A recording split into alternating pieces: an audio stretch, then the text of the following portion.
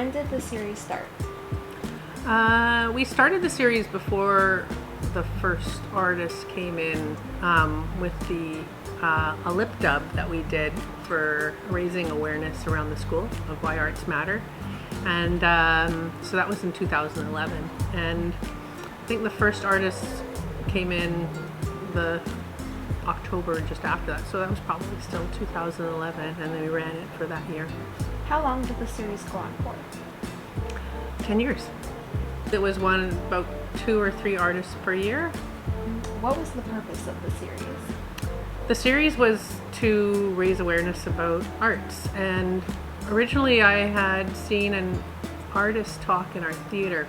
It was full of artists within our community, focusing on Freeman Patterson's work, a photographer, and it was the Camera Club, and I went as well, and we invited students to go. And I sat in the theater, and it was full, and it was exciting. This artist was talking about, making art, and all the people who were there were inspired. And I was thinking, wow, we could do this for our kids, and I'd love to get artists from all over the country to inspire our students and why arts matter. How do you find the artist? Was there any criteria? Originally we wanted artists that were local and approachable, and then we kind of went Canada-wide. We wanted mostly artists from our communities and our country, but then it happened that our first artist was from Great Britain and lived in the States, Sir Ken Robinson, who for an arts educator, that was like, the most, at the time, sort of famous art teacher, art theorist around. So it was quite a big deal getting him in the door, and he was awesome.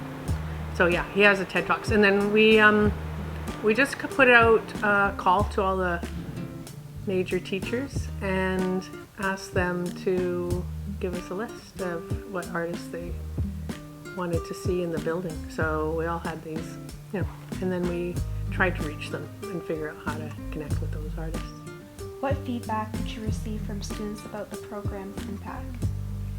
Originally we had a group of students, a couple from each major, and the senior students join us, and we actually made it quite a big deal. We had a round table, and the students connected with the artists specifically and asked questions, and it was really cool. And then they were sharing back with other students in the school.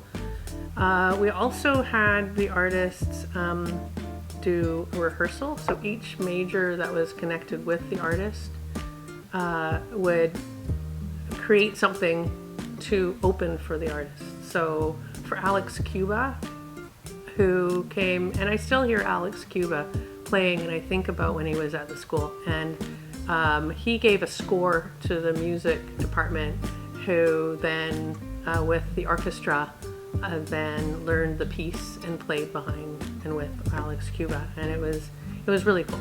And so we got to go in and see the rehearsal, and what was great about that is that all the arts got to see the different ways that different artists prepare for a show. Yeah, it was pretty special. Great, that's everything.